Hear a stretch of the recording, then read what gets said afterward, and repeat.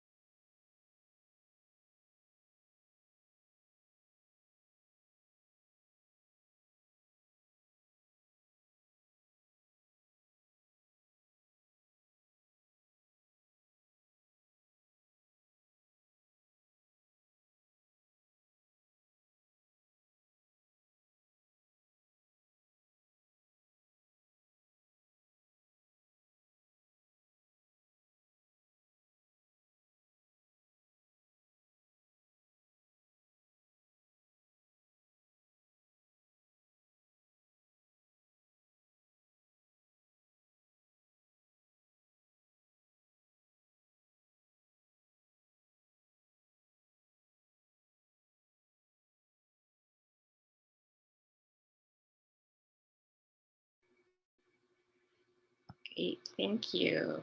So a lot of mostly elementary, but a couple junior highs in there.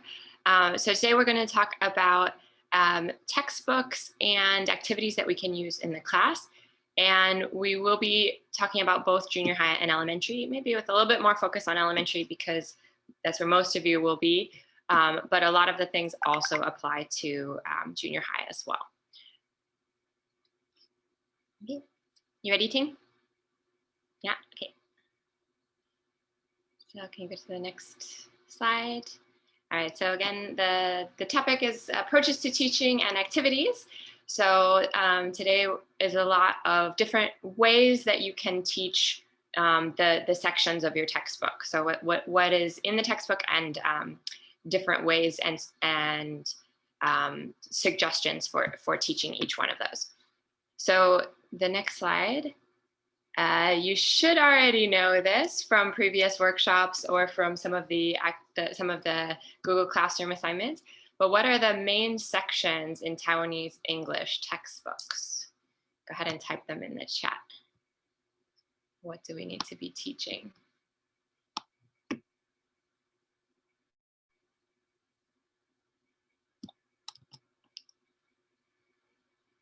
Phonics for sure.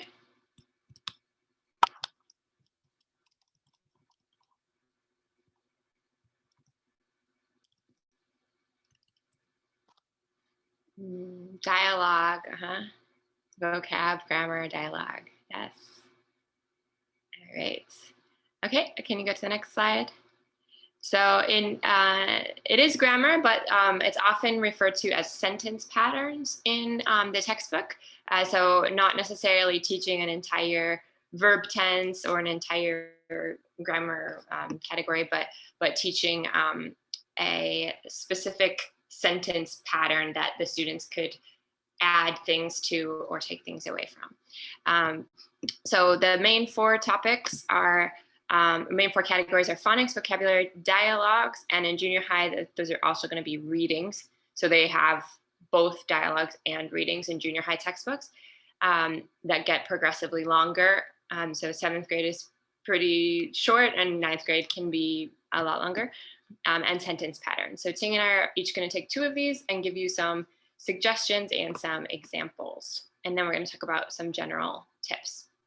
Okay. But before we tell you anything, we want you to go ahead and try to think for yourselves. A lot of you have some teaching experience, or you've been paying a lot of attention, or this is a good skill anyway to just look at a textbook and try to figure out what you want to teach. So we're going to put you in breakout rooms.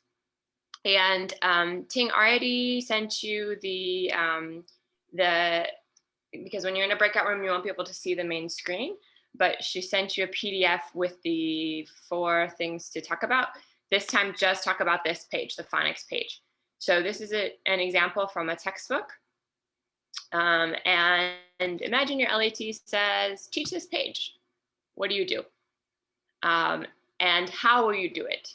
So also focus on the how. Think about the details of how will you, if you play a game, how will you group the students? Or if you explain something, how will you, what words will you say? How will you give instructions to make yourself clearer? Okay. So Ting, are you?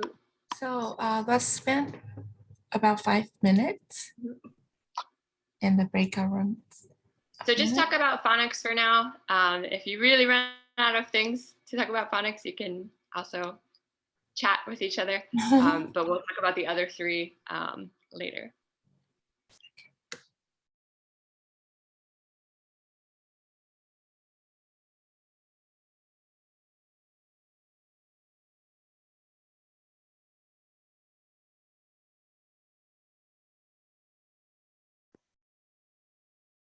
Yeah.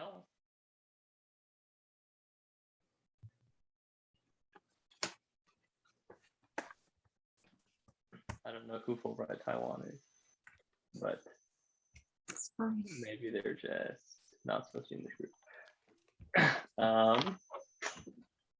How's everyone doing?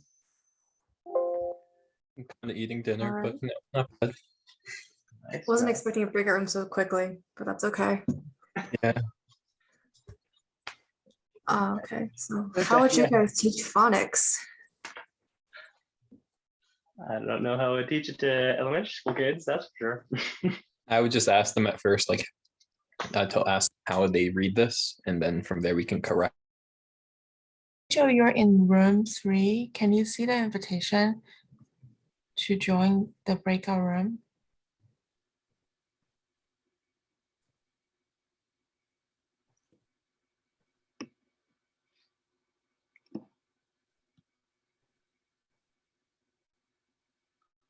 Maybe she's not here.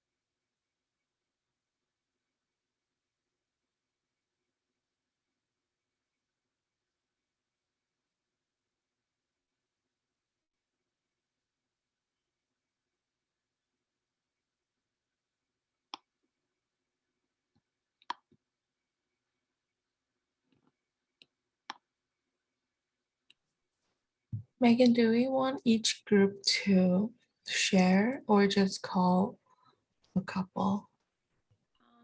I don't think we have time for each group. Mm, How many people did you put in a group? 3 to 4, and we have 8 groups today.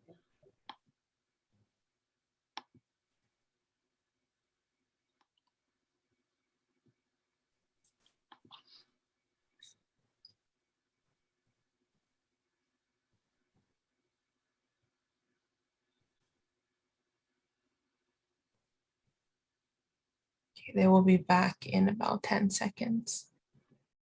Dun.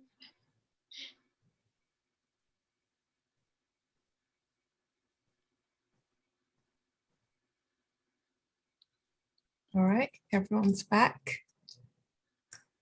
All right, welcome back. What are some things that you came up with? So you can go ahead and type in the chat, or you can turn on your microphone and share with us. Or some problems that you had if you thought this was a difficult exercise.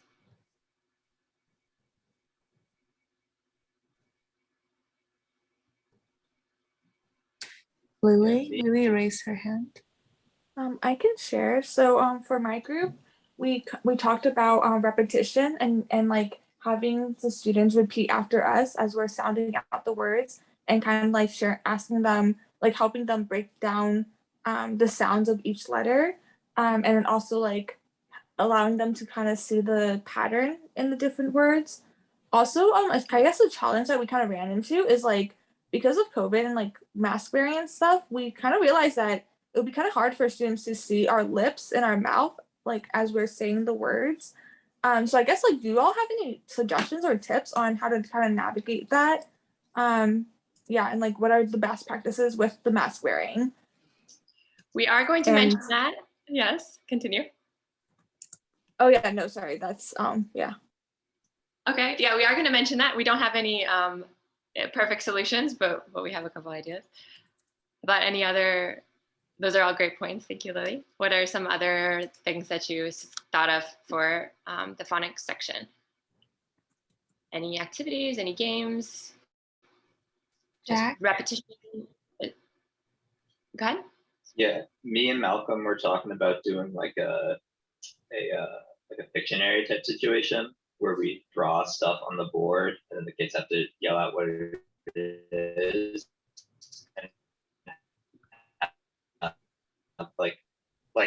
having our, so it makes them yell English words, and hopefully it makes them pronounce those specific English words and sounds. Sorry, can you say that last part again? The internet wasn't very Oh, clear. sorry. Yeah, my internet is really crappy. Just like it makes, do like a Pictionary thing with specific sounds, so they know that the words are going to be with the sounds, and then that has them saying English in like a natural environment. Great.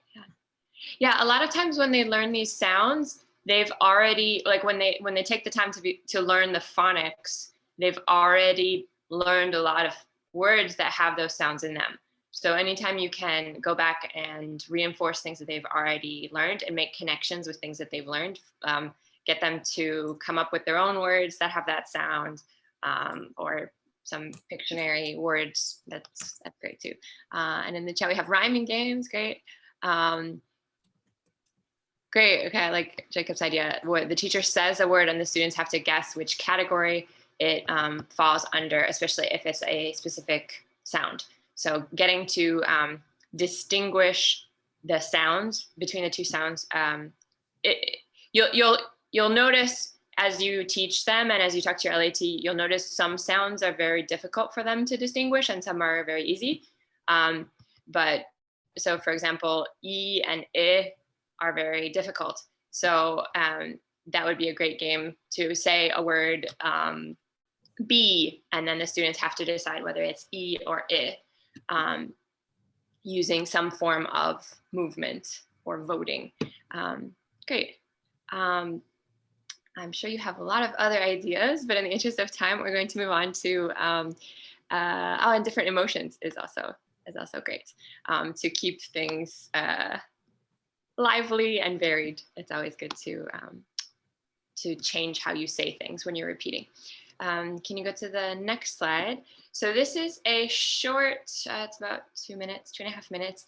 It's an observation from an LET, an ETA and LET in Hualien and last year. And they are teaching, they're not specifically teaching the phonics section right now. So they're teaching a lot of things together, and then they also touch on phonics. So look at how do they teach the phonics of the new vocabulary words, and how do they combine phonics, vocabulary, and sentence patterns into the same activity.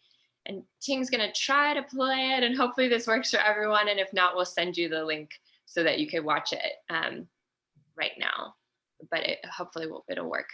Let us know in the chat if you have problems watching or hearing. Can you see? Mm-hmm. Can you hear? After breakfast, we can have Yes. the second Yes. meal of the day. What is the second meal? Lunch. 看到这个字就好，我们做一个我们在学 CH 的时候会看出，然后4年级的时候有学 time for lunch， 所以你看超多次的话，这个字应该很熟。You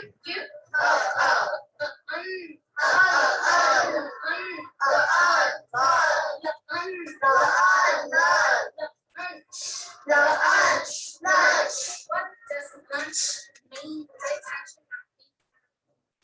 餐or is it lunch? What do you want for lunch?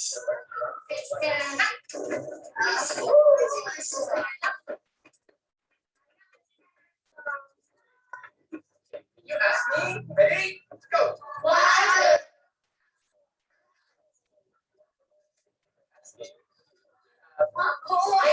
Smell.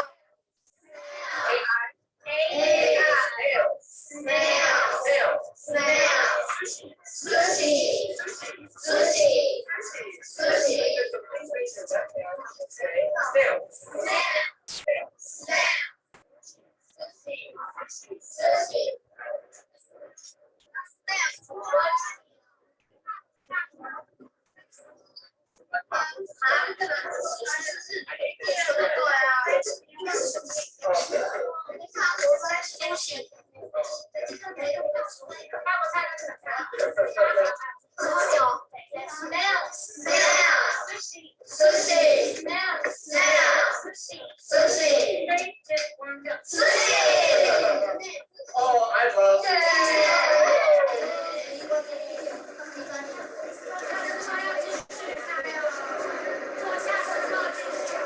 Okay, please repeat after me.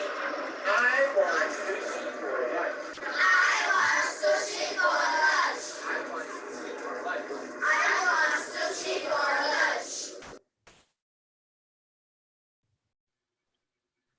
Okay, hopefully you were able to listen and follow along. On my end, there was a little bit of a lag, but it was still understandable. Thank you, Ting. Can you go back to the slide with the questions? Yes, trying now. So what did you think of this example? What did they do? Sorry. You can go ahead and turn on your microphone and share, or write in the chat. What did you like about it? What you could also write what you didn't like about it.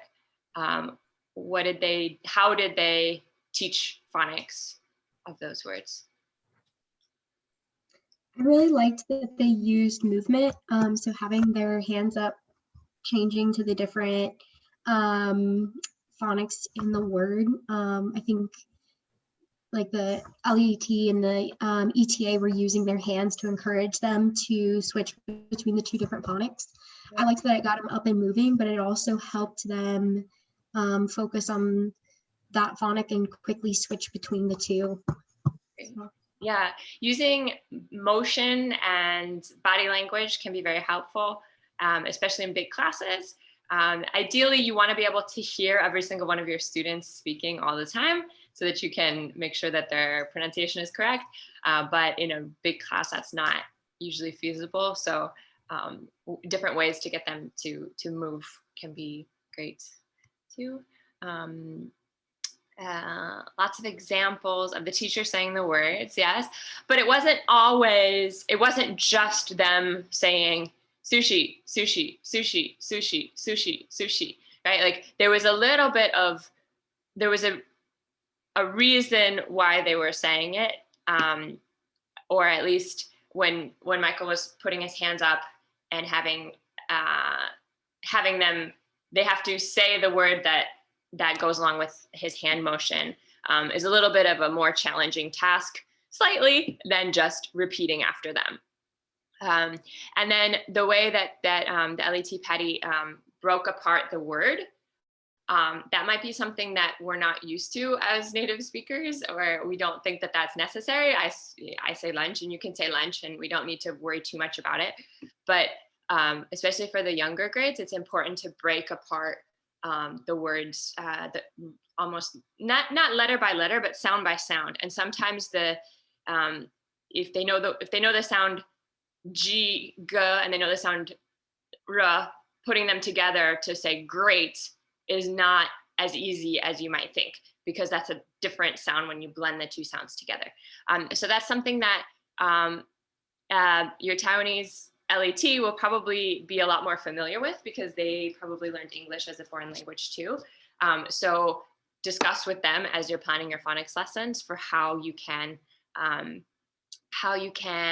teach those phrases, those sounds better. So which words, how you can break apart the words in English, because that's something that a lot of native speakers might find second nature, but might find difficult to actually explain to a 7-year-old. Okay, can you go to the next slide? Just to add, a lot of the LETs, they use this way to teach syllables. They would have the kids put their hand underneath their jaw and see how many times your jaw drops while pronouncing one single word. So say, Michael, my jaw drops 2 times. It works every time. And it's a very just straightforward way for kids to know how they can break down syllables. So if you're not familiar with how to break down syllables, you can also try and teach them how to learn parts by part. And in the example from the video, if you spent the whole 40-minute class breaking apart words, they will be very bored and you will be very bored. But when you're introducing new vocabulary words, if you get into the routine of breaking apart the word, and maybe you could have your LET do it, or maybe you could do it, or that's a good way to get them used to becoming familiar with new words, and then they start to figure out how to pronounce words that they're unfamiliar with too. Okay. So next we're going to talk about some examples of some go-to phonics activities, which can be used in a variety of different ways. So you can use your imagination for how you can use these in different situations. The first, and some of these are going to kind of overlap with the vocabulary, and that's okay. But the first one is flashcards. So sometimes the textbooks will come with specific flashcards for certain letters. So if you're teaching first, second, or third grade, they might be learning the alphabet, and they might just be learning that like A makes the A sound, and an example is apple. So they might learn some chant like A, apple, B, bear, for example. And so that you can kind of see what kind of materials you have in your book, or what your LET uses, but that you can repeat frequently, but because you want to get them familiar with the words, or with the chant, but you could also use some kind of variation. So for example, someone mentioned in the chat, Matthew, using different emotions to say the words, or calling on different people. Instead of having the whole class say everything together, you could do this row, then this row, then this row, and then change it up and call on a row at random, or just call on girls, or just call on boys. Find the rhyming word. For example, you could have flashcards or cards either in front of them. They could all have one at their table. In elementary school, they're probably going to be in small tables. So of maybe 4, maybe 5 students at the same table. So you could give each group some cards, and then you could say a word and then have them point to the word. In that case, like if we're focusing on phonics, you obviously want to use words that are spelled phonetically. So you probably start with things like cat, which has a short A in the middle. And then, so you could have cat and mat and cup, and then say one of the words and then have them point to it. More advanced would be you say cat and they have to find hat. And that could be at their desks pointing, or it could be at the front. And then maybe sometimes you could have each group has a letter. So for example, this table is table A, table B, table C, table D, and then each student within that group has a number. So if I call number 1, Peggy from table A knows it's her turn, and she runs up to the board, and Julie from table B, and they run up to the board and touch the word that I say, for example. So that could be with writing, with recognizing words that are written.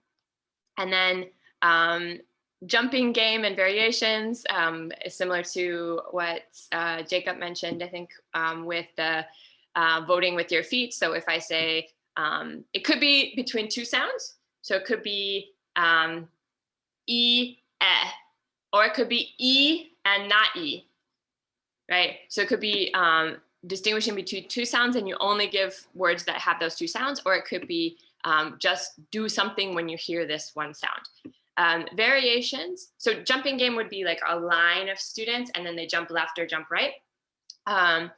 But variations in a big class, you could have them stand up and squat down. Or like in Michael's class, they were raising their left hand and raising their right hand. It's a little bit easier to see if it's a bigger motion, like standing up or sitting down. But anything that gets them, or it could be like yes and no. So is this sound E, cat? No, right? So anything that you can see all of them reacting at the same time is great. Obviously, they can also copy each other and look at their classmates and whatever, but you're not putting anyone on the spot. And everyone gets a chance to try, and you're trying to, you can also pay attention to who is the fastest one and who seems to be struggling and seems to just be following everyone else. And maybe you want to pay a little bit more attention to those students who are just following their friends. Another way is to pass and say. So pass and say hot potato, if you have a flashcard, or it could be a thing as well. It could be an object if you have something. So if you're teaching short E, you could have a pen, and then you pass the pen, and then they have to say pen, pen, pen, pen, pen. So when they get it, they have to say pen. And then when the music stops or the teacher says stop, they have to do something. And that something could be something silly, like they have to stand up and dance, or it could be some English question, like read the whole sentence, or answer a question, or say the word pen for everyone to say. So there's a lot of variations that you can do with that one, but they enjoy getting to pass things and say things and have music going. Depending on the class size and their how classroom management is going, you might want to do just one flashcard and pass it around, or you might have 3 flashcards going at the same time. But try to make sure that you're listening carefully, so that if they say pen, pen, then you can hear them and you can stop them and say, like, no, say it properly. How do you say it? Like make sure that they're not just trying to be faster. It could also be a race to see which team is faster. Writing relays for writing phonetically spelled words, which could be real words or made up words. So I could say cat and have you write cat, or I could say, I don't know, some other like lan, or some other random combination of a consonant, vowel, consonant that they might not know, or they might not be a real word. And then focus on having them try to sound it out and spell it. Writing relay means that within a team, they're writing one part of it, which could be one whole word per person, or it could be one letter per person. So if you have a group of students, you're probably going to have at least one who's stronger at English than some of the other ones. But a relay means that they would have to, like, you can't just have the strongest kid write everything all the time. So they have to pass the pen. So if the word is pen, then Julie has to write P, and Bob has to write E, and Sandy has to write N. And they can discuss with each other and see if they agree that no, it's not A, it's E, but they have to each take turns, for example. Okay, the next slide. So some tips in general, discuss with your LET the sounds that are hard and how to break them apart. So like the LET Patty was doing in the demonstration, or in the video, that is something that might be hard at the beginning, but you can learn it fairly quickly. Another thing is exaggerate your pronunciation and have your students do the same. So especially when you're focusing on phonics, show them like the difference between and and e, like show, which of course with our masks is another problem, but they can also hear it if you're saying it very loudly and very exaggerated. And you can also tell them when things are wrong. So you can if you hear them making a sound that's not correct, you could say that's not the sound, but make it clear that you're not making fun of them and that you're giving a bad example. So for example, the word she, they sometimes have trouble with she, like the E sound, so they'll say shu. And so you can show them that it's not shu, it's she. And then if they can see what they're doing wrong, then they might be more able to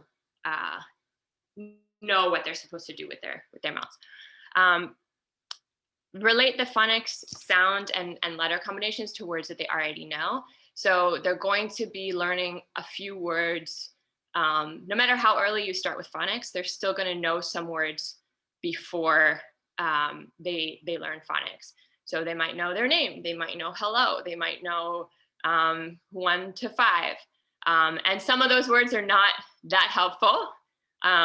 Like the word one is not very phonetic and not very useful for teaching phonics, but some try to relate words. So when you're teaching the letter H, you can point out that you have a student named Hannah, or that they know the word hello, for example. So try to get them to remember words that they already know.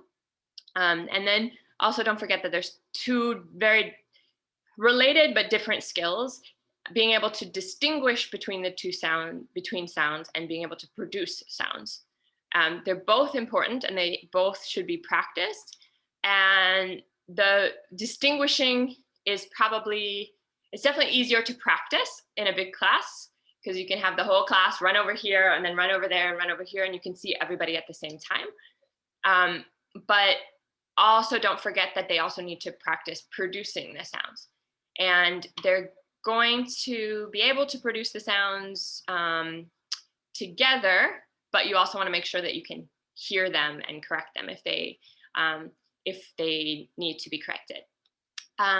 So again, you want to be able to show your students the shape of your mouth as you're pronouncing these things, which is very unfortunate that we're not able to teach without masks. And one suggestion is to have clear face masks. So you can't just use, in Taiwan, they have shields that you can use, but you can't just have a face shield. You have to have a mask as well.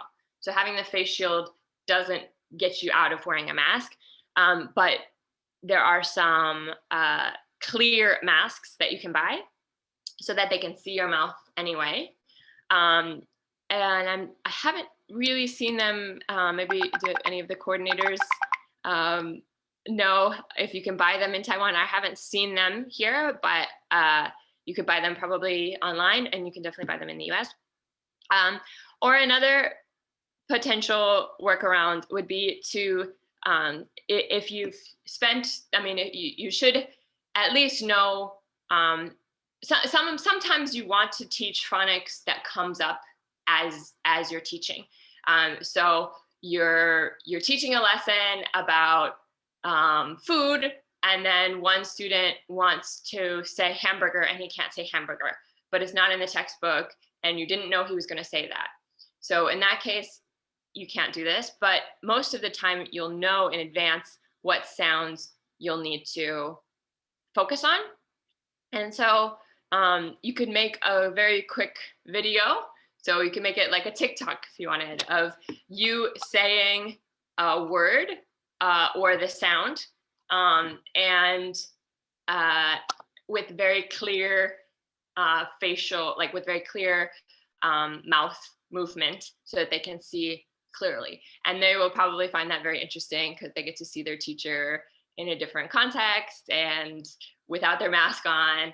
And it might be memorable too for them to do it that way.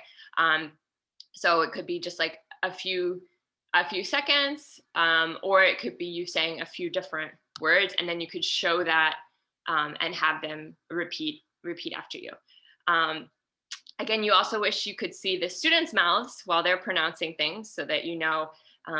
Another thing they struggle with is the word final or consonant final M, N, and NG. So sometimes students will say, they will say M when they mean N, or vice versa. And it's very clear when you're watching them that they didn't close their lips for M, or that they did close their lips for N and they shouldn't have. But when you can't see them, it's a lot harder. But try your best. And does anyone else have any suggestions to throw in the chat box besides clear masks? And that's a good question. I'll ask about if Fulbright can provide them to teachers. Definitely not for students, because there are a lot of students. But maybe for the teachers, we could try to find that. Okay, so the next one, class, group, individual. What I mean by that is when you're practicing, there's a tendency to just practice with the whole class, or to just call on individuals. So the word is elephant. Okay, Connie, say elephant. Okay, Malcolm, say elephant. And there's advantages and disadvantages to both of them. But if you just call on a student, then they might feel very uncomfortable. They might feel put on the spot. And it also takes a lot of time to call on every single student. Some of you might have classes with 5 kids. Some of you might have 40. Probably not 40, but some could be easily 30 in the same class. So if you call on every single student and say elephant 40 times, then that will take a lot of time and be boring, etc. But if you only call on the class, then you say elephant, they say elephant, cool. Then you think everybody knows how to do it. But really, Elizabeth was in the back and she was mumbling, and Jack was not speaking at all, and I couldn't see because he had his mask on. And so you want to be able to hear enough of your student. You want to be able to hear what they're saying so that you know whether to correct them or not. So one strategy is to start with the whole class so that everybody feels comfortable, nobody's put on the spot, and then they practice enough times. And then you break it up into smaller groups, which could be tables, or it could be people wearing long pants today, or people wearing shorts today, or it could be girls and then boys, or it could be people with glasses or people without glasses, or any combination of characteristics that you want to have like only part of the class respond to you, because that also makes sure that they're paying attention, that they have to wait until you call on a certain group of people. And then you can go into individual people. Usually if it's a small group, if there's only like 3 or 4 people talking, then you should be able to hear who has problems, even if you're not putting them directly on the spot. Other ways to hear individual students, walk around when they're talking. So that's something that several of you noticed, especially the Elon observation, the observation video that you guys watched for the Google Classroom assignment was a real class instead of an online class. And the ETA and the LAT walked around, and lots of you mentioned that was great. You might feel like you're supposed to be in the front and you're supposed to be performing and you're stuck in that place, but feel free to move around. And that's another great thing about having a co-teacher is you can move around and listen while the co-teacher is leading the class, or vice versa. But you can also lead the class as you're walking around. So walk around, have fewer students speak at the same time. So again, like the groups, or an exit ticket could be to have students pronounce the sound of the day to either you or your LET on the way out the door. Okay, next one. All right, moving on to teaching vocabulary. So we're gonna put you in breakout rooms again. And this time I want you to talk about this one. So how would you teach vocabulary? So animal vocabulary, in this case, you have flashcards and a computer or projector. 5 minutes again? Do we do we'll do the same room for now, and then we'll do a different grouping after the break. Okay. 5 minutes.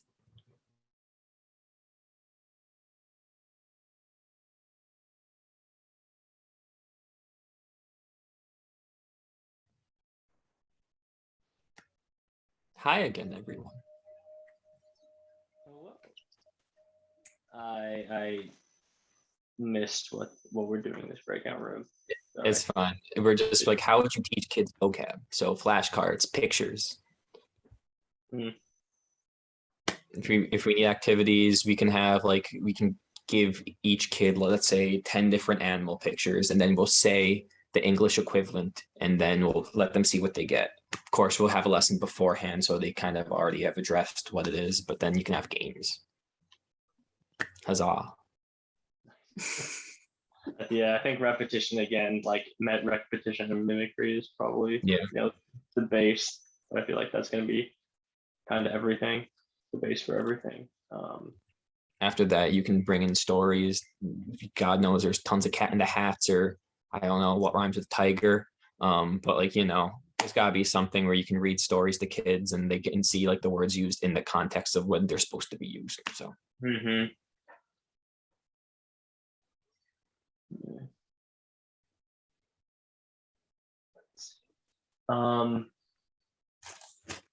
Yeah, we can do games like, I guess if it's food or something, you can do games where it's like, you have options like, which do you prefer? And things like that. And maybe also perfect time for your Kahoot. Kahoot, there we go. Kahoot. I don't know. But maybe like, they go to a different part of the room if they want, depending on what they want for lunch, that sort of thing. And then maybe depending on how advanced they are, like why they want that for lunch. Like, why do you want, you can pick one person in each of the little groups and like, why do you want hamburgers for lunch? Versus, And then they go because they're yummy. I don't know. But like we can do it with like animals instead of like just having instead of just doing like pictures, you can do like sounds. So like what sound does a cat make? Like you say the cat and they're like meow or Yeah. Taiwanese equivalent meow. That's good. It was Mama. Tell me. It's always fun to see what the different animal noises are in different languages. I remember that was something I enjoyed when I was learning German. But I think yeah, the thing where you said where they run to separate sides of the room was good. Like you could say like make this sound and go to the side, or what's your favorite animal? Go to the Mhm. side. Like it gets them up and out of the chair too. Yeah.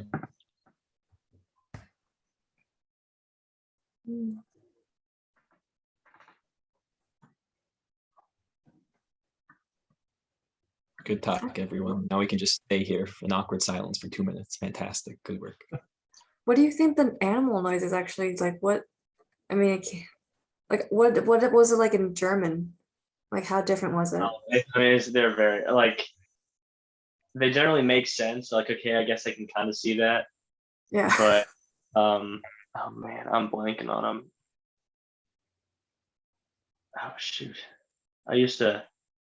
Man, I should really know this. I grew up.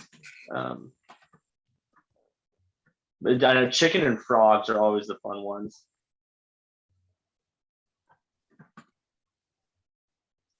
What do we? Oh, ribbit. I was trying to think. What do we say for frogs? Yeah, I think a frog is like crick crick or something like that. Fantastic. I love that. A pig is grunts grunts. Oh, kikariki. Instead of cock-a-doodle-doo, it's kikariki kikariki. So you always have fun ones like that. They're fun, yeah. Oh, that is fun. And No, then I. everyone's like, what the heck is going on? I mean, they probably look at us and they're like, "How'd you get I ribbit?" know, right?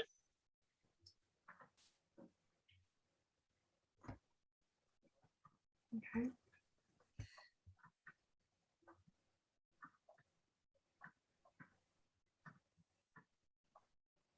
Okay, 15 seconds. When I was camping with my friends, we had this redneck family that like was catching all the frogs. Like, we got some biggin, Paul. Paul, you got biggins. Oh my god! And it's awful. no. Playing music. I hope that's not music. But yeah, it was fantastic. It was funny as all hell. Okay, good talk. Oh, Bye. that's really cute. Nice. Bye. Beautiful.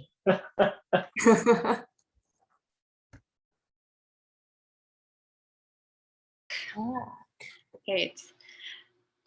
Let's just hear from one or two people. What were some ideas that you had either in the chat or in the you can unmute your microphone as well. Was this harder or easier than the phonics? Lily raise her hand. Go ahead. I can go. So for me, like an idea that I had was making this like competitive. So cutting out the animals and then also the words, and then kind of splitting it up.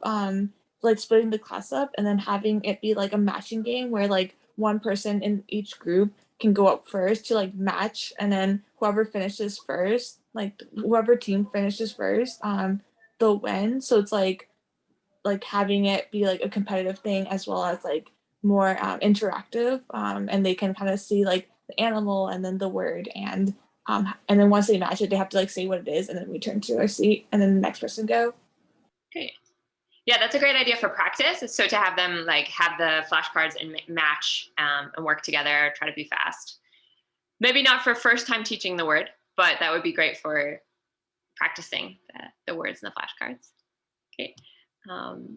Any other ideas? I think another way that students could practice the words would be to sing Old MacDonald. And then when you hit the animal, you point to the animal and they can all shout out which animal it is. So then that tests their knowledge of the vocabulary. Great.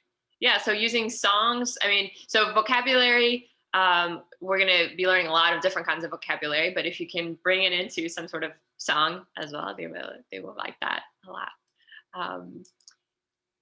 great. Yeah, I think Okay. using like a documentary like BBC Earth, or I know they have some really cool videos. So like, bring that into the classroom and maybe just like, stop the frame, be like, what is this? Or just have like a game where students can, come up with emotion and then like every, with for elephant, for instance, or tiger, and then like, you have everyone go around and repeat it and say the name of the animal. Yeah, great. So that's a couple good ideas. So if you can show them a video, it doesn't matter if they don't understand all of the English in the video. You can show them a video that they can see some of the animals and they can stop and point and say things that they know. And you could also maybe ask some other things that they already know how to say. So like, what color is this? How many legs does he have?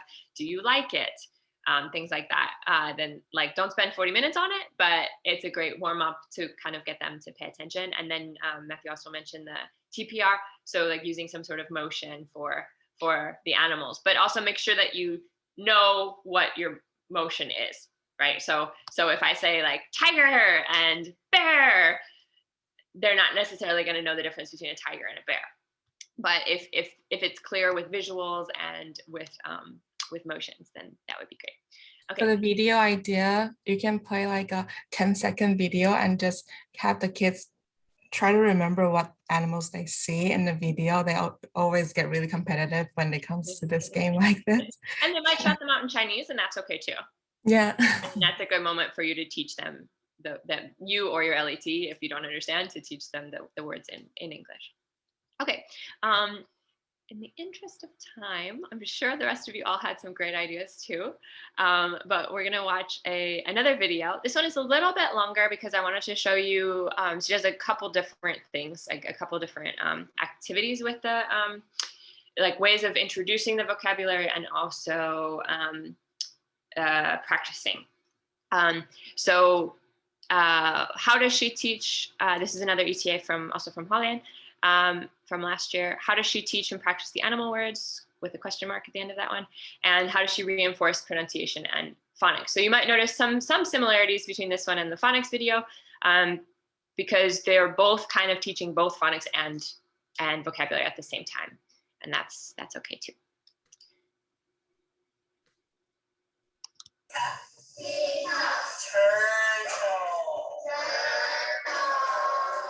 is this?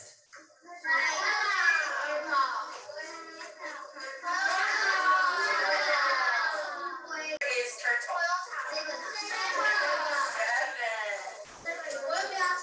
So, what is this?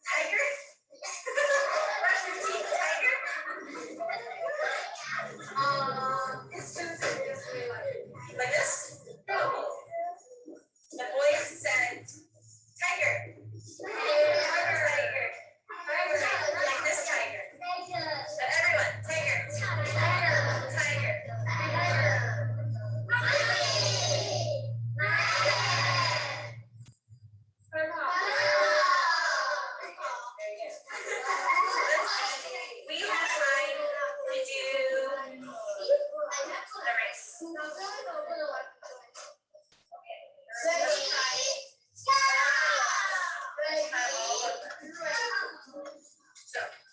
I will take some exercise.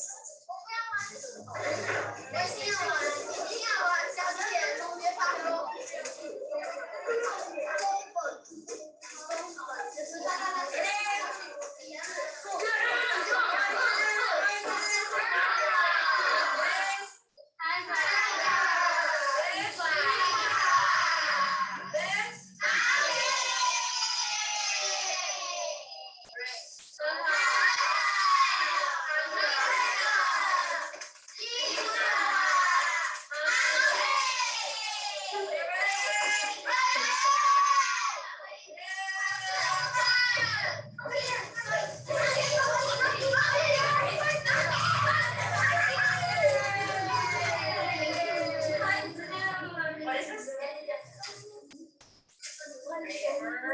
What is this? Okay, so there's a lot going on there and a lot of noise and excitement, but what do you think about this clip? So how does she teach or practice the animal words? How does she reinforce pronunciation? What did you like or not like about this class? Did anything surprise you? Any comments?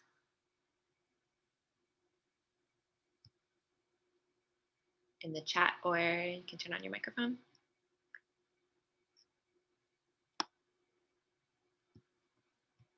Lots of energy from both the teacher and the students. Right, so a class is often going to be a little bit messy, and that's okay. It's not gonna be everybody doing exactly what they're supposed to be doing. But if the kids can get excited about what they're doing, that's great too. Other comments?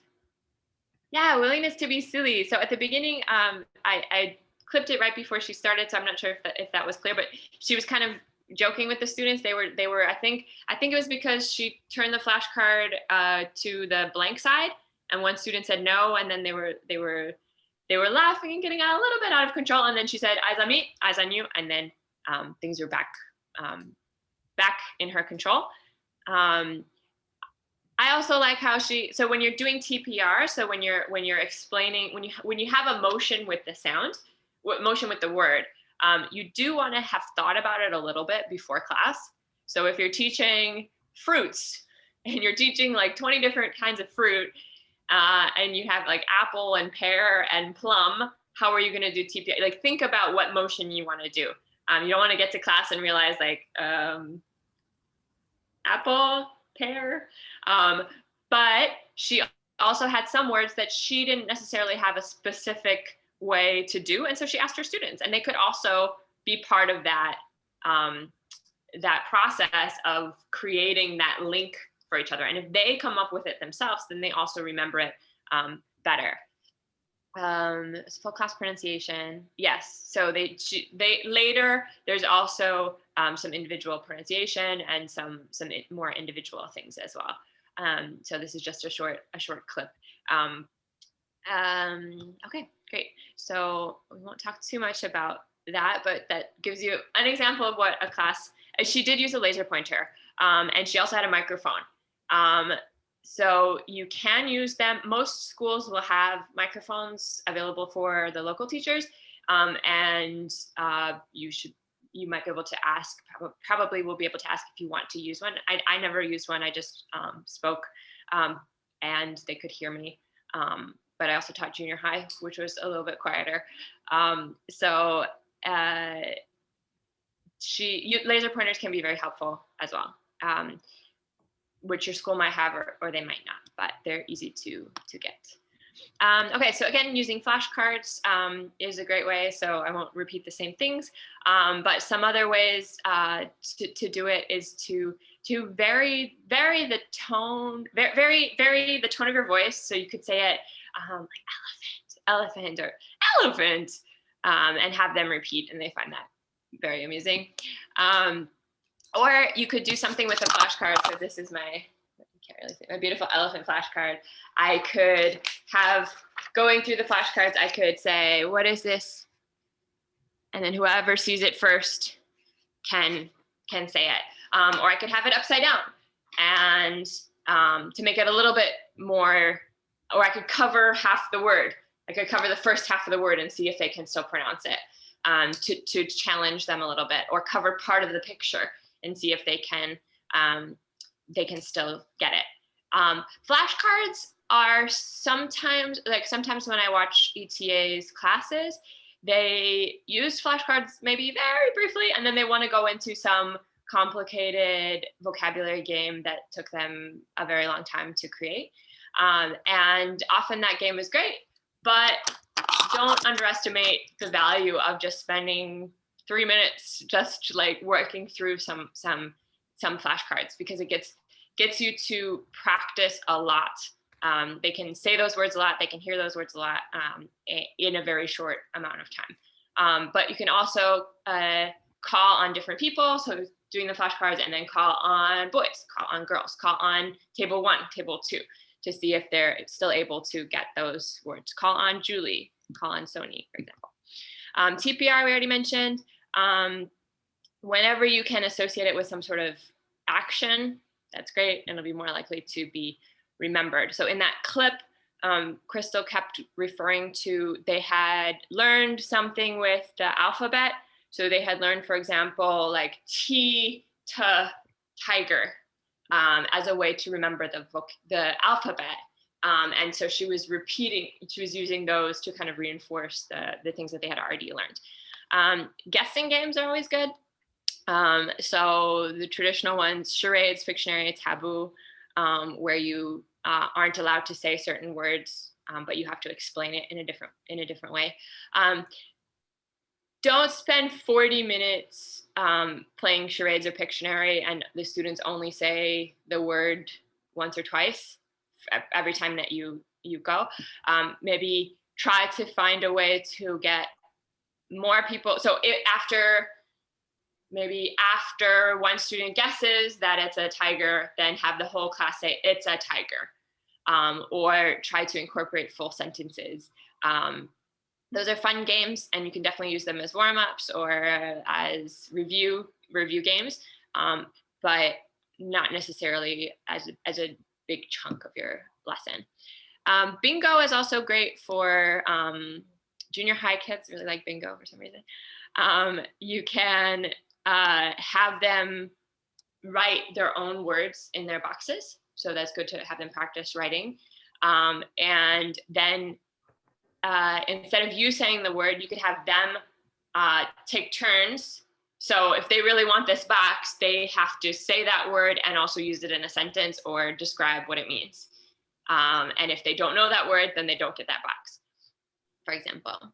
Writing relay again also works. Sticky ball toss. Has anyone used a sticky ball or seen a sticky ball before?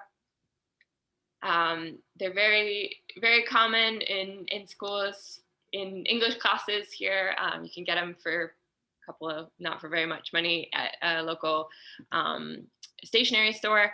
It's basically a little ball of suction cups. So you throw it and then it sticks to things. So you can put it on the, you can put flashcards on the board or on the floor, and then they can throw it. And if it lands on the right one, like say tiger, and then they try to throw it at the tiger. And if it lands on tiger, they get the point. And if it doesn't, then they don't. So they have to be both good at English and throwing. So that means that it's not always the cram school kids who get all of the points, for example. Memory or matching. I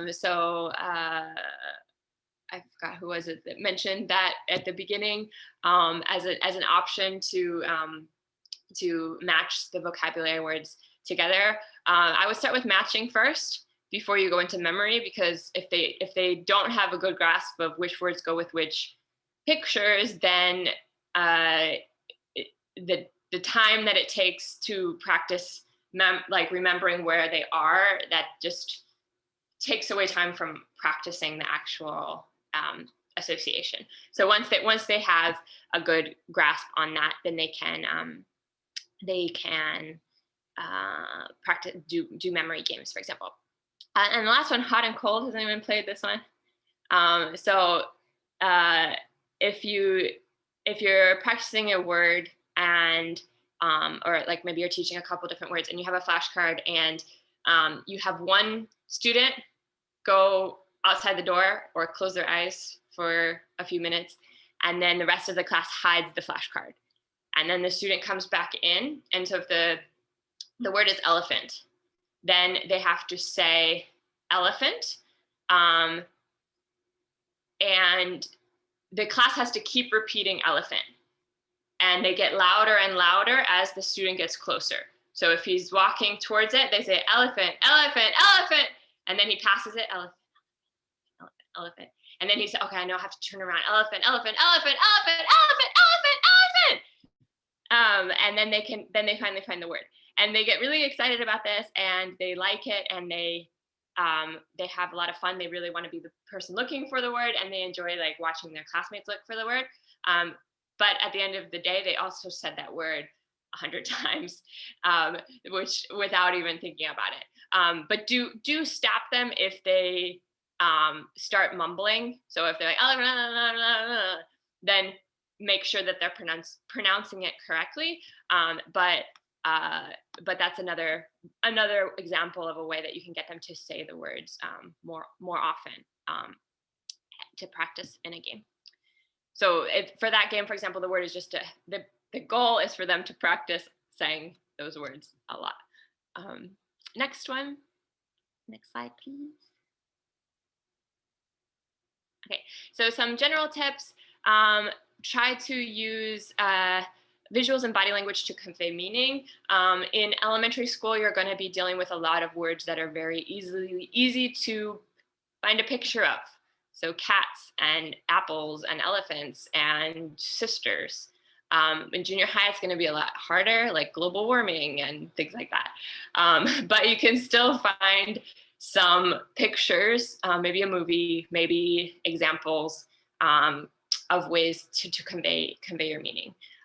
So they will also have access to the Chinese translation at some point in their book. So it shouldn't be too hard for them to understand, but it would still be good to show them in a way that they can understand in English too.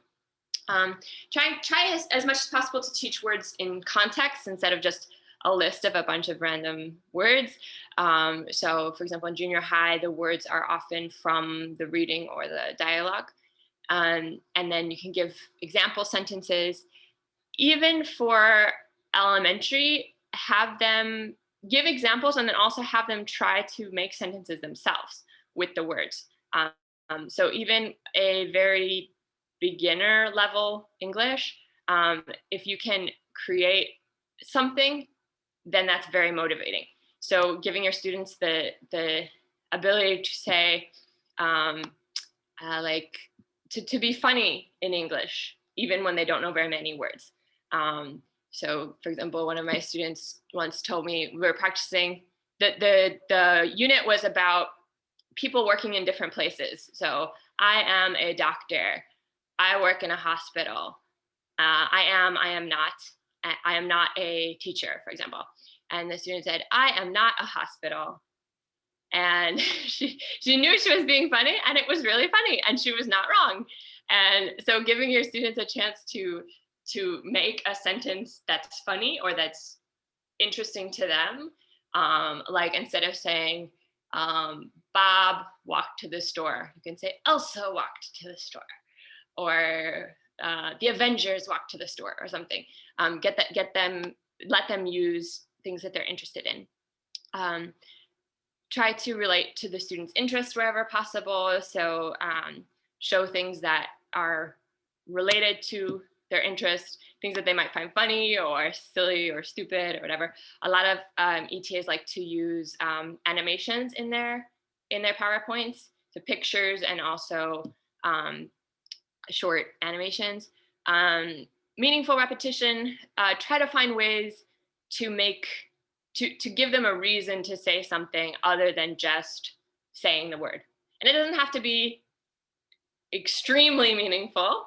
So in the examples from the two videos, the first one, if it's snails, sushi, snails, sushi, snails, it's somewhat meaningful because you have to match which hand he's going with, for example.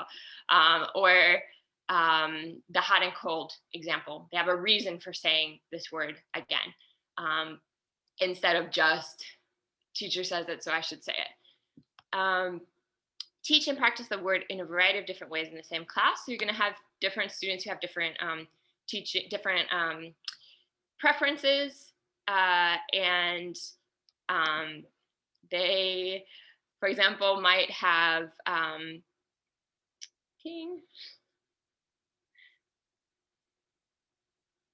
so you have students who are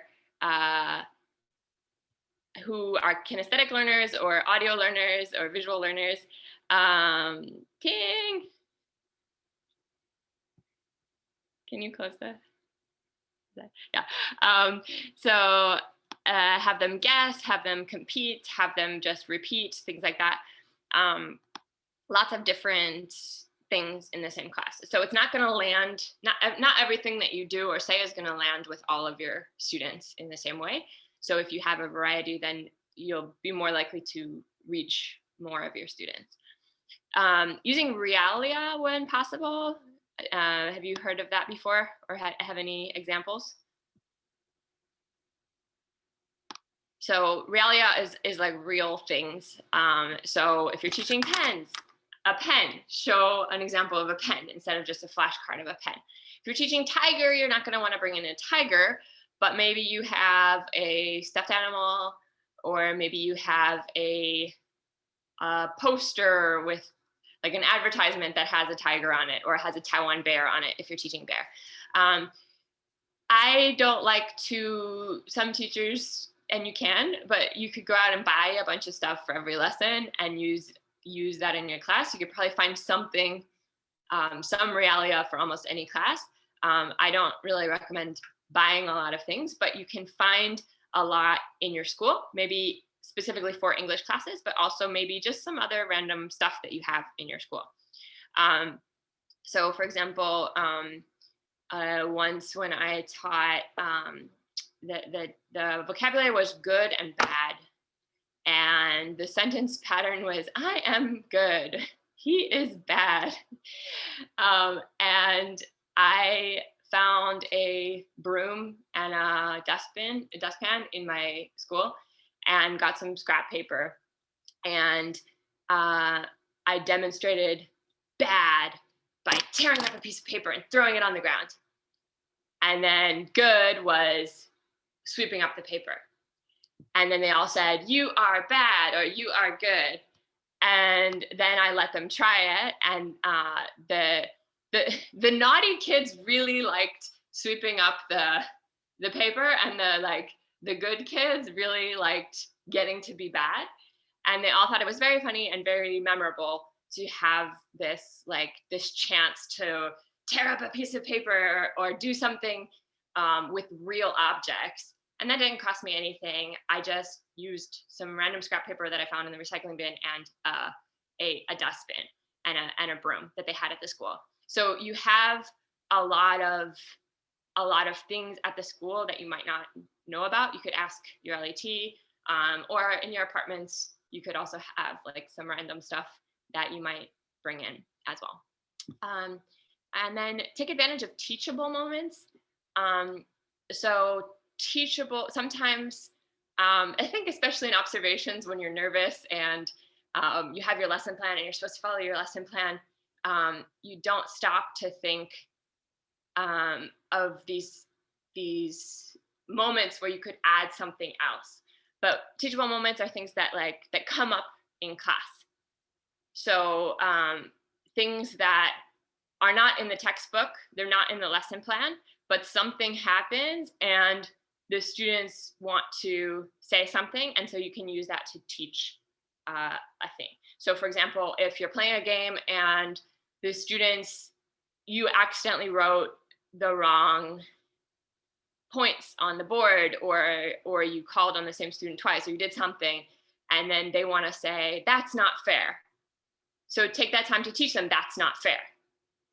or anything that they want to be able to see. If a bee comes into your classroom and everybody starts screaming and running around, then teach them the word bee, even if it's not in the textbook yet. So you can also teach vocabulary that's not related to the textbook. Okay. All right, that's my part. Sorry for stealing all your time, Ting. That's okay. Was I sharing my line screen? Yes. Oh my goodness. I was checking in with Ina to see when exactly the workshop ends. I'm so sorry, guys. So we will have a 10-minute break. 10 minutes. Yeah. Do you, Five. 5 maybe? 5 minutes? Yeah. Okay. It depends on how much time you need for the next part. So we're supposed to finish at 11:20 or 11:30. 11:30? Because that would. We would like to finish at 11:30. If you need to go to bed, you can go to bed. Okay. At Okay. So let's say we come back around 11:05. 11:05. Okay, so whatever your time zone is, it's 5. What'd you say? Yeah. Like let's take a 5 to 6 minute break. Okay. So 55. something 05. 55. Oh, Not sorry. 05. Wait, 55. Yeah. 55. Okay, take a quick break.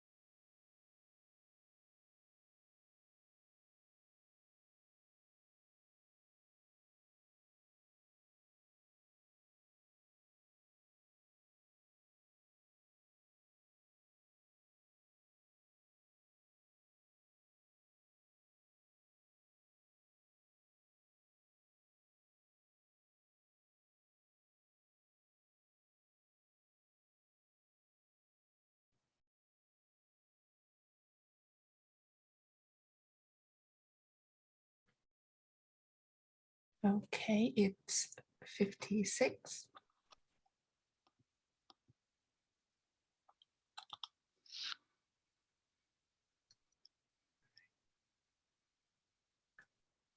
Can you see the shared screen?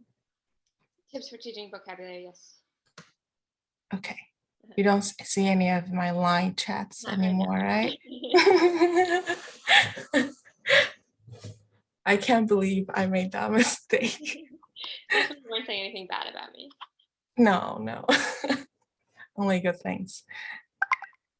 Okay. This. Are you gonna do the groups already or later? Yeah, so for my part, I have sentence patterns and dialogues, teaching strategies to share with y'all. We're gonna try to follow the same format. We'll do a quick breakout room and then come back for discussion. But don't worry, I'm gonna finish at 11:30. So you can go to bed early tonight. For sentence patterns, like Megan mentioned earlier, it's excuse me, it's grammar, but we call it sentence patterns. On my part, I put 2 samples from the English textbooks. On the left is an example from an elementary school, grade 5, I believe, textbook. And on the right is from junior high.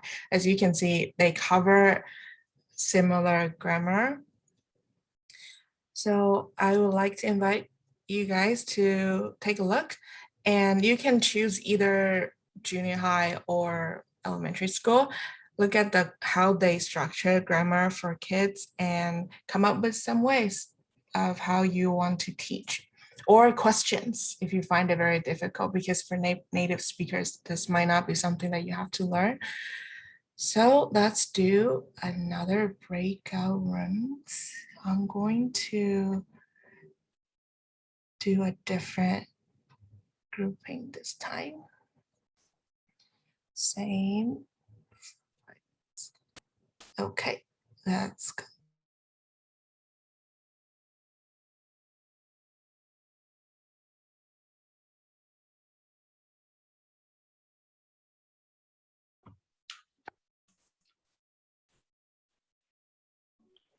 Hello. Hi. Okay. Any ideas for how to make this exciting? Do you want to do elementary or junior high? I'd like to do junior high. I'm assigned to elementary, so. All right. We have a vote. Let's do it. Elementary, right? Since you're assigned to elementary, is that what you Yeah. said? Yeah. I usually work with middle schoolers, so. I usually work with adults. So, and by adults, I mean my friends. Is that what you said in your application? Basically.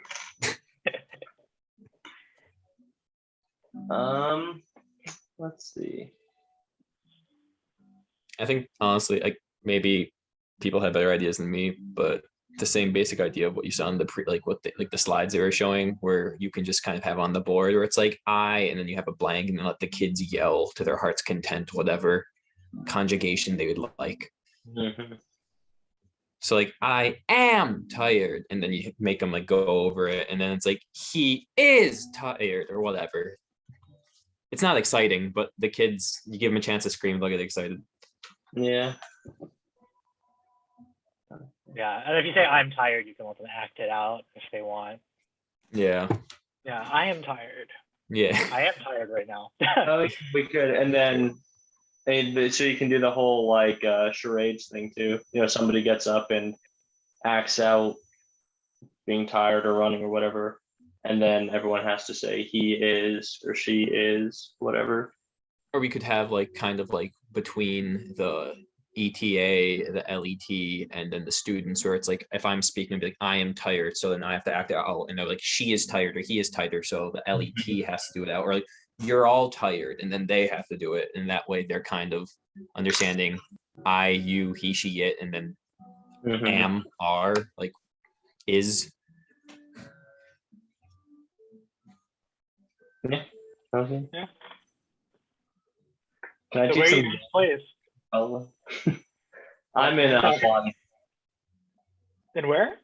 Hualien. Ah, okay. Cool. And you, Kenneth? Oh, sorry. Southern Hualien. Okay, cool. I'm in Taidong. I don't. Yeah. Well, I Makes mean, we're all close to each other, so. Yeah. But it's a small island, so I'm feeling where most of us are going to be I close feel to like each we're other. all close to each other. Yeah. Nice train ride over. Ugh. Where are you from? I'm from Maryland. Exciting, I know. I can't tell. You're the first person from Maryland I've seen that doesn't have a flag in the background. So Actually? no, What that's the not hell? actually true. Almost everyone I know from Maryland has at least flag apparel. So I assume you have something. Really? You don't? You don't have flag apparel? I feel like Marylanders, we have no pride in our state. We literally, the Orioles Yep. suck at baseball. You got pride in your flag, though. That's one thing for sure. It's a cool flag, I'll give it that. It is a cool flag. I do agree. Yeah. Where are you from, Nick? I'm from Atlanta. Okay. All my friends from Maryland, they like insist that Maryland is the best state. What the hell do they point to? Nothing other than the fact that this Maryland's the best state. It was very Like- culturally. Is very culturally similar to Virginia. One of the cool things, if you look at like a lot of the people that would like settle in both Virginia and Maryland, they were kind of like pioneers that could eventually afford enough wealth. So like if you look at it, actually is regionally distinct. Maryland, Virginia are far more regionally distinct than like the rest of the South. Huh, interesting. At least if you could look at like the settling groups that would move there. Yeah, I'd say Virginia gets all the cool historical events, like Yeah. Jamestown, like Yorktown. Like we're basically the irrelevant cousin to the north, where we're just kind of chilling. It's like the Civil War kind of got to us, but not really. Oh, Nice that's meeting what- you guys. That's me too.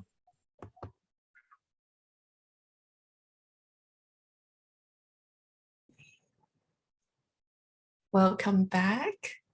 What do you think about the sentence pattern part of the textbook? Is it something very unfamiliar?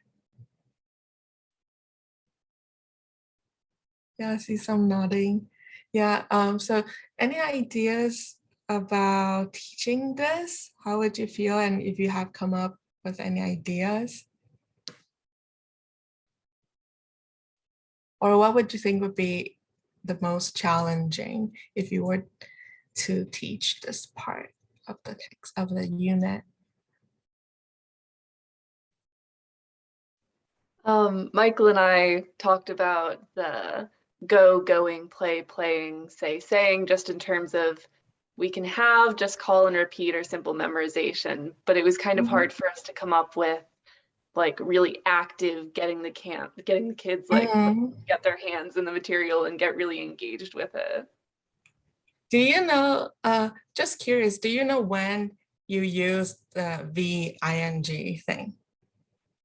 If you were to explain.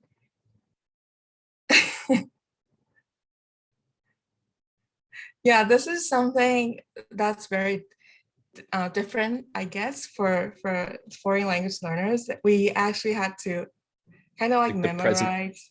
Second? Oh, sorry. Like I thought it's like the present active participle. Yes, it's called present continuous, but none of us would remember the name of the grammar. But it means you're doing something.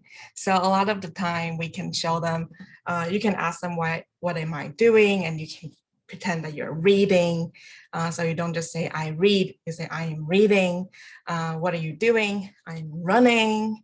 So show them that it's an action taking place. So I can see some chats. Yes, you can see the similarity between elementary and high school. Basically, they will have a lot of grammar that you see keep keep showing up in their textbooks.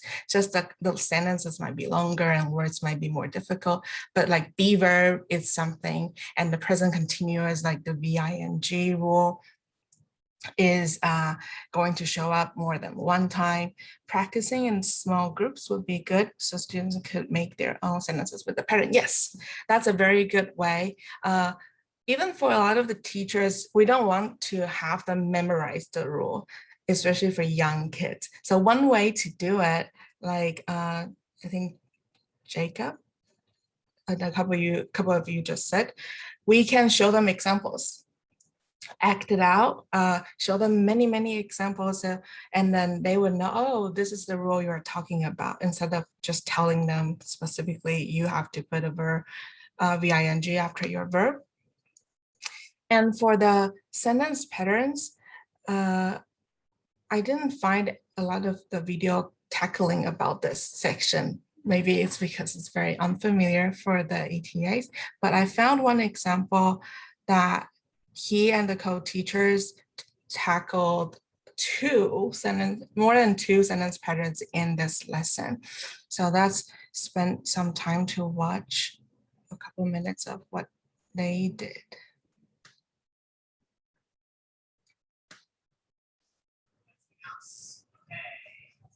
What day is today? Full sentence. What day is today? How's the weather? Good job. Okay, so you have the day of the week here, weather there. Say, on Sunday, it's windy.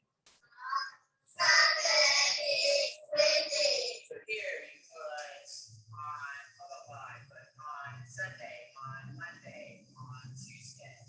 Tuesday is the weather, windy, snowy, sunny, rainy. Okay? Okay, practice. What day is today? How's the weather? What sentence?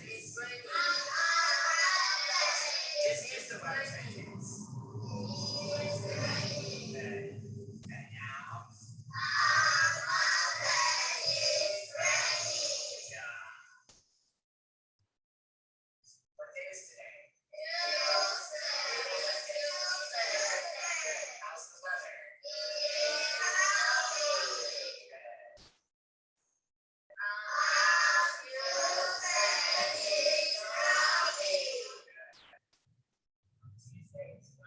Okay, now you say the full sentence. Ready, go.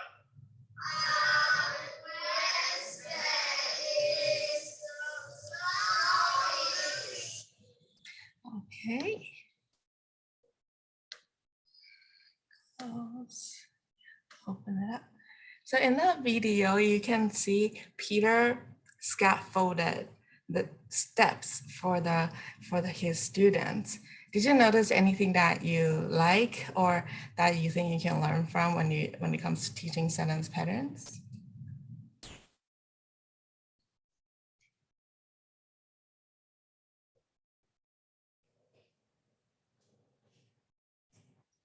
What I really like about what he did was he reminded the students to speak in full sentences, because they just shout out Tuesday, Wednesday, but they didn't put it in the sentence pattern. It is Tuesday. So he said full sentence to remind them. And I really like what he did about that. And in that video, he combined what day is today and how's the weather. These two sentence patterns together. How's the weather is a review. So from learning a sentence pattern to forming a small conversation is what he did well in this lesson. He tried to show them under what context you can use and what will make sense when you combine these sentence patterns. And then next, after all that, the preparation and practice, they also did an activity here.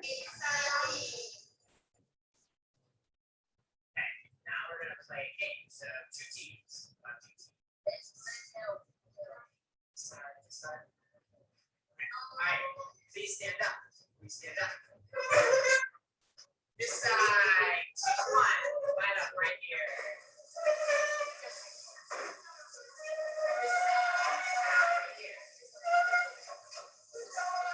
Okay, Adam and first, Ted and Henry. Henry's down here. Okay. So teacher Mikey will stand in the back. Teacher Peter here.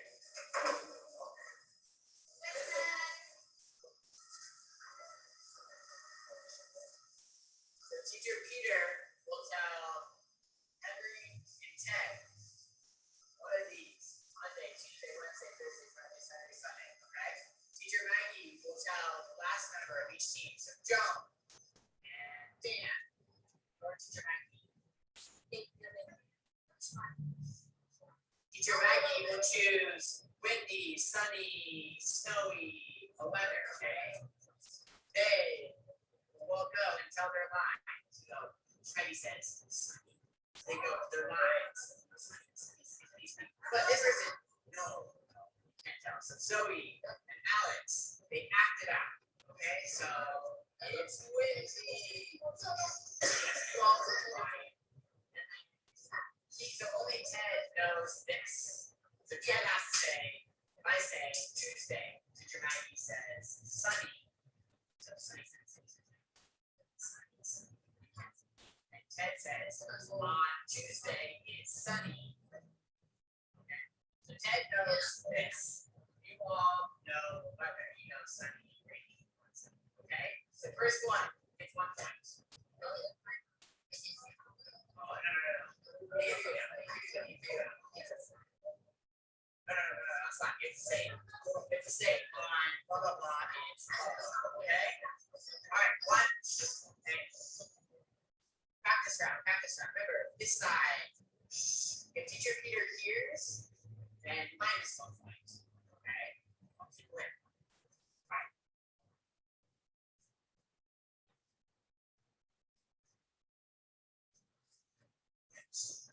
All right, ready, go.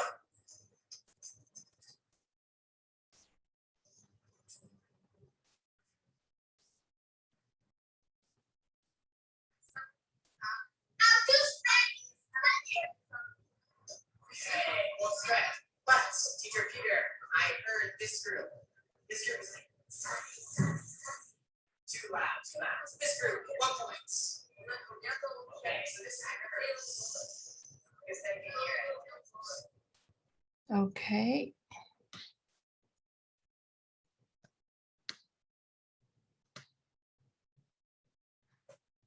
What do you think about what Peter did?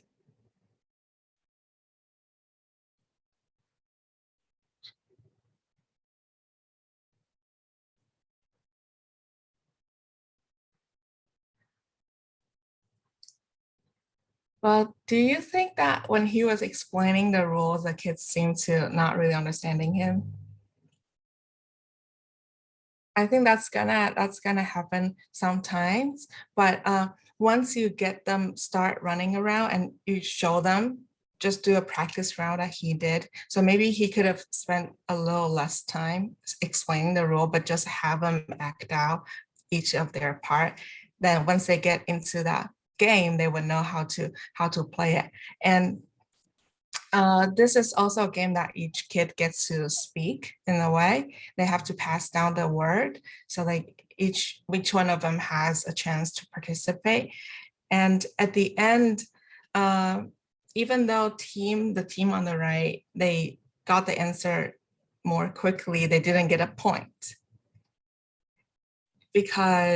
because they were shouting too loud, they didn't whisper. And in the beginning, some of the kids were like, oh, why didn't we get a point? But then you see other kids explaining to them like, oh, you shouted out too loud. And then they all understood. So I think kids are more understanding. I mean, they care about the teachers being fair, but they also know that when they're not following the rules, and when the teacher is explaining, they all kind of like whisper to each other and helping each other understand. So if you see that they are talking to each other, that might not mean that they are just being chatty. A lot of the times they're trying to kind of explain and help and translate to their classmates. So that's a way you can do to review the sentence patterns and get them engaged in a way. Some tips, I'm gonna start with tips and then I will share some actual activities. Like we said, we can show them examples instead of telling them rules when it comes to grammar.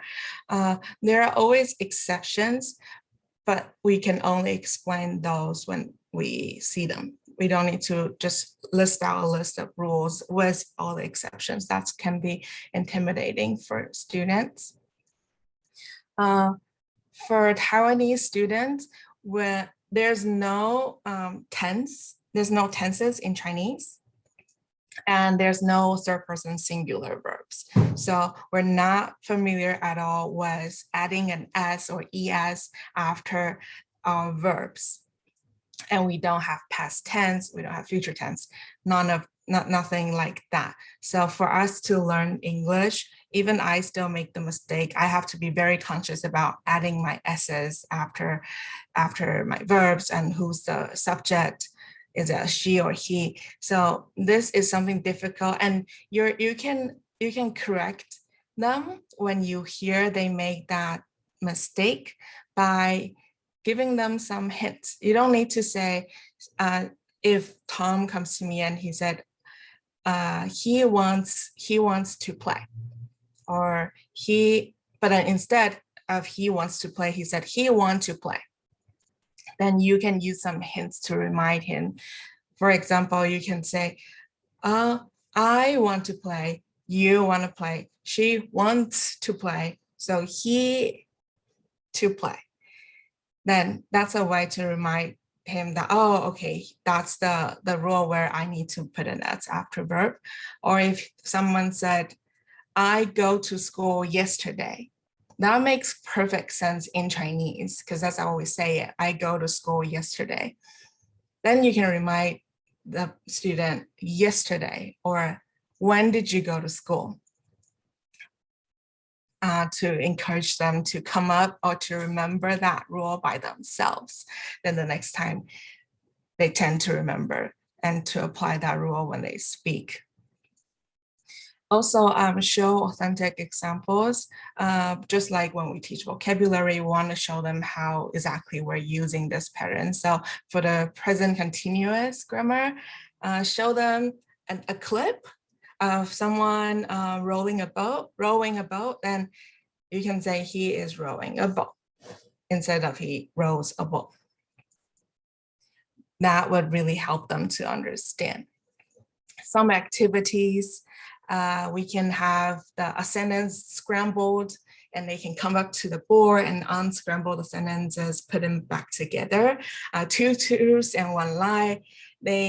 Kids really love being the teacher. So show them something with a mistake and have them find out that mistake. It can be, they can just speak out their answer, or you can have them come to the board and like check the sentences, circle out the mistakes. They really love that. Information gap can be good for higher level kids. This is only one way to do it, but there are different ways to do this game. Give them 2 versions of worksheets with missing information on each one, and they have to talk with each other to come up with, for worksheet 1, where is Jocelyn from? And the student has to ask this question to another one. Then the other one knows, oh, Jocelyn is from Japan and I am from Taiwan. They have to fill in the blank while making their conversation. And when they come back, you can ask them, so where is Jocelyn from? Where are you from? So that's another way. What I find really useful is to, after I teach every sentence pattern, I would have students to make their own sentence, just like write it down on a piece of paper or next to the sentence pattern on their textbook. For lower level kids, they can draw a picture, write something really simple. I am Tina, and draw a picture of herself. Or I like apples, and draws a bunch of apples. Then that's a way to show them that they can use a sentence, and they love to be funny when they make their own sentences. You can make silly sentences as long as it makes sense. Yeah, so they get to, express themselves a little bit and show their creativity, and it's a way to help them remember how to use the sentence pattern. Telephone game is the name that I gave for the game Peter played. You whisper words, like you kind of like call each other on like a telephone, like you're on telephone. So that's also a game. You can whisper a whole sentence pattern, or you can ask a questions, and the last person has to answer that question. Something like this to get them moving, even though they're learning something relatively boring grammar. All right, and then moving on. Usually the LETs, they teach in this order, not for everyone, but I know a lot of them would start with vocabulary. Then they would use the vocabulary in the sentence patterns. Then they move on to dialogues. So a good way to look at the dialogues, you can see those highlighted words. On the left is for junior high, and on the right is for elementary. Usually it's more like a step build up like this. So when it comes to dialogues, we can assume that kids already know most of the keywords. So under this situation, how would you introduce this dialogue? And what are some activities that you can play or do with your students? We don't really have a lot of time. How about we just keep going? What do you think? Yeah, maybe you can answer in the chat if you have Yeah. theater, have some ideas for how to these dialects. Reader theater, yes. So some things we can have in mind. I really like to do pre-reading activities. For example, you look at all these pictures. Students, they love looking at pictures.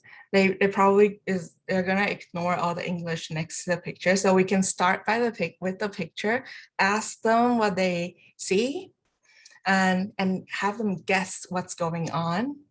And they are very good at guessing something like this. So this will help them know that, also like prep them with what they're going into. They know the topic, they know what story is about by looking at the picture, and they can guess. Another way to engage them is that you share your personal experiences. For example, when it comes to the dialogue here on the right, where are you from? Or excuse me, can you help me? You can share your experience about when you travel, or what friends you have from all over the world, or even talk about where you are from, to make the content relevant. And the kids really love that, and they also really love to know you. So any personal thing that you, or like just personal experience that you would like to share with them will really cheer them up a lot and engage them more. And like I said, start with the small things. You can have them skim through and find out the keywords. Say, what are the words you already know, or circle the words that they don't know, to do a quick skimming or review of the things that they learned, and also make sure that they understand those keywords first, because that will help with their comprehension when we start going word by word to the reading. And the reading finger, we know that everyone needs to spend like quiet reading time, and and we want them to really follow where we are. In a lot of the classes, you'll find that the student is really good at just pretending they know what's going on by repeating the words you say, and they would do everything you want them to do. You say repeat after me, they would, but they are also very good at zooming out. So having the reading finger is a way to keep them focused. I would say, oh, take out your reading finger, and the reading finger has to follow where the teacher is reading. So they have to follow me as I'm reading word by word, or when I have them read, they have to also point at the word they are reading. It's a very small habit, but it really helps to have them stay focused. Ask comprehension questions after each short part, just to check the comprehension. And lastly, give real life examples. For example, like this, maybe not every sentence, but something like, excuse me, can you help me? You can act it out.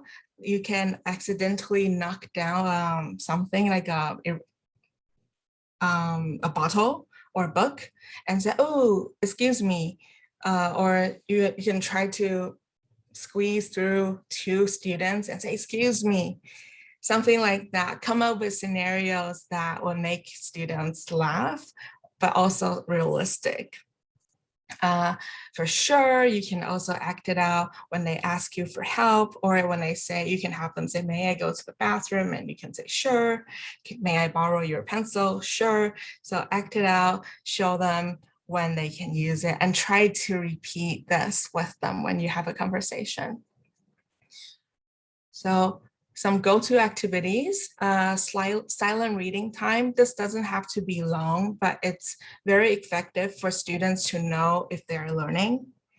After each paragraph, give them a couple minutes, maybe not a couple minutes, just nothing more than 1 minute, even 30 seconds, to just have them read by themselves in silence. And they can circle the words they don't know, or when they're doing that, they would know, oh, okay, I need to pay attention because I have no idea about what this is going on. So silent reading is one way to help their comprehension. And popcorn reading. You know, when like popcorn, you make popcorn, the corns pops one after another. So you can call out a student, have it read a line, then call on someone else. This has a lot of varieties. It can be done individually, it can be done in a group or in a role play. They can act out different roles. And for higher level, they can even switch off the keywords and make the dialogue something specific for their own scenario. So they can also put up a skit if they can. Some extra tips: if you're teaching junior high, you will see this slightly longer reading paragraphs. You're not gonna see it in elementary school, but junior high people would have this. Some really basic teaching reading strategy is to have them skim through, and you can ask them basic questions. What is this reading about? It's about bed. How's Emma's bed? It's big and soft, something like that. And and ask them for their personal experience. They love to talk about their personal experience as well. Have they slept on a really hard bed? Where was it? Was it a hotel? Was it in Taiwan? Things like that to get them speak up. This is the last slide. In general, you probably can notice that we mentioned a lot of the similar things. I ask comprehension questions, give out realistic examples. Yes, these are general tips. So no matter what you do, you remember to make the materials relatable for students.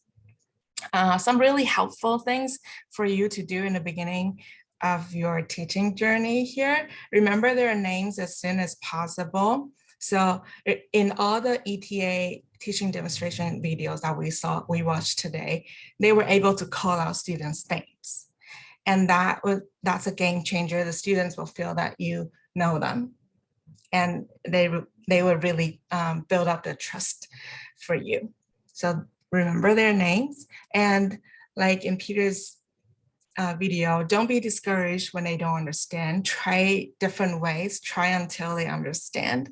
Then the students will know for you, you would try your best to communicate with them in English, and they will eventually understand. So for you, it's a sense of achievement, and for students, it's also a sense of achievement that they can understand a foreigner. So that would make a really big boost on their confidence. And in the lesson, the students should be talking most of the time, even though you want to explain things, but you should really try to minimize your talking time. So think, plan cleverly, try to make a clever plan, minimize your explanation, make it really straightforward and simple. Most of the time, leave it for students to practice, to make mistakes, and then you can correct them. And then just try to have more conversations with them. Try to review whatever you learned in class and establish a routine. You don't really, we talked about so many different activities, but you don't really have to do a different game every time. If something works, keep doing it. If the charades work, then you do it almost every time. You can change, you can do different varieties of charades, but you can keep the format the same. They really like to be better and better students. So they know, oh, when teacher Helen teaches vocabulary, she will play Pictionary. She always does that. So this time I didn't do well. Next time when teacher Helen plays that game again, I will volunteer more. I will answer the questions more. That routine established that the kids know what's going to happen. They have a chance to improve. That's very important. So we hope that you are not overwhelmed with all the activities and strategies and methods. We try to give you a lot, but really you need to know your style, like we said last time, and pick a couple that you think you're comfortable leading and test them out, experiment, and find something that you can keep doing. Find your teaching style, find your way of teaching sentence patterns, dialogue, vocabulary, or phonics. So that's it. I'm 3 minutes over, but we are over. Thank you everyone for participating. And this topic is one that you'll probably see in the semester as well. So don't feel like you need to catch everything the first time, but hopefully it'll give you a good start for your lessons. We sent out an email earlier. So if anyone I think most of people are in the line chat, but if not, please scan the QR code and join us in our group chat. And for the Google Classroom assignments, Megan and I will return the assignment to you, but that doesn't mean that you have to resubmit. That just means that we finished reading and we gave you our comments. There's sometimes comments at the bottom, and then if you click on the assignment, there's sometimes comments directly in your Google document as well. Yes. Feel free to let us know through line if you have any questions or comments about any of those. Sorry, we're a little bit behind on returning them, but we will get to at least catch up. Yeah. All right, and that's today's workshop. We won't see you for another 2 weeks. Yeah, it will be a while. Good luck with all of your travels. Yeah, good luck with your packing, and we really hope to see you here safely. Thank you. Thank you. Bye. Thank you. Have a good evening.